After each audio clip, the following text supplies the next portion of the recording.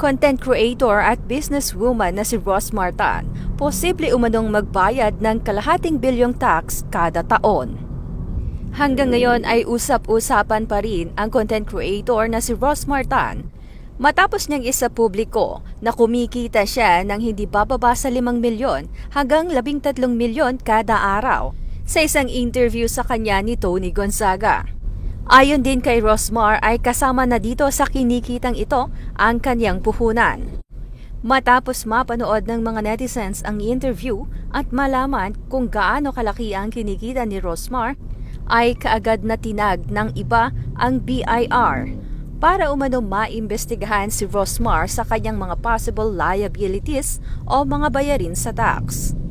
Base umano sa estimate na isang netizen, kung kumikita si Rosmar ng 5 million sa isang araw, she was liable to pay 540 million of tax annually.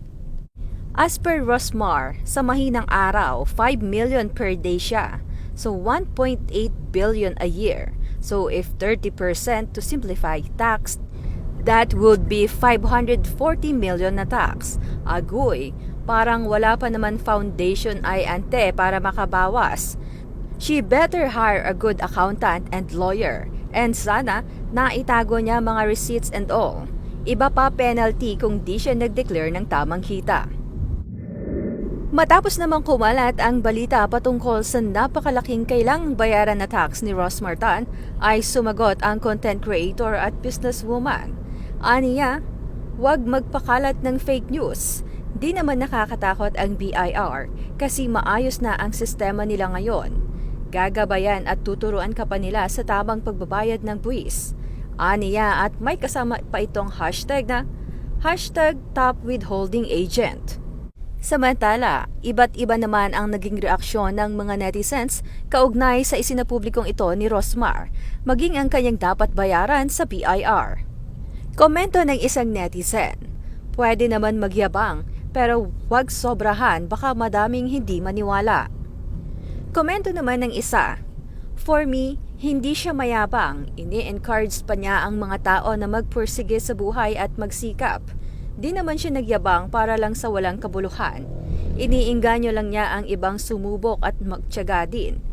Lagi pa nga niyang sinasabi na kapag nagbibigay ay mas malaki ang ibinabalik ni God. Sa sipag at tiyaga pinuhunan niya at blessed talaga siya dahil sa una di naman nakilala ang products niya. Nasubukan pa niya na nawalan ng pera dahil itinulong niya sa iba. At mahal niya ang mga tauhan niya. Iyon nga ang dapat pamarisan ng mga mayayaman.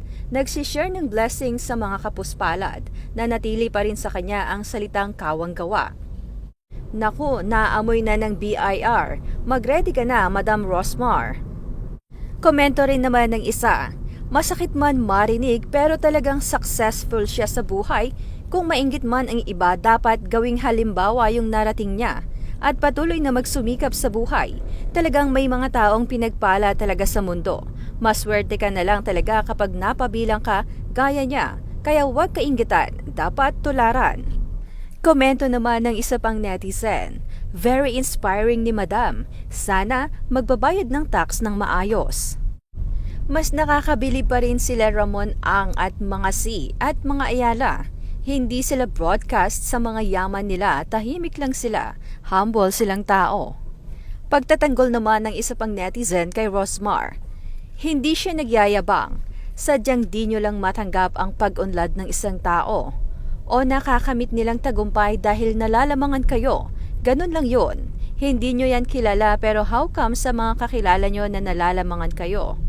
Siguro kahit wala silang ginagawa sa inyo, yung mukha nyo galit na galit. Sinagot lang naman niya yung tanong ni Tony, haters gonna hate. Kung anong meron siya, it's part of her hard work. Ito talagang mga tao, no? Grabe. Ni-share lang niya tagumpay niya sa buhay, nagyayabang kaagad. At least may ipagyayabang. Di katulad ng ibang tao na sa social media lang nakaabang ng mga post at magko-comment ng negatibo. Ito yung masasabi mong di baling magyabang dahil meron naman napatunayan. Kesa sa mga tao puro salita, puro yabang, wala namang napapatunayan.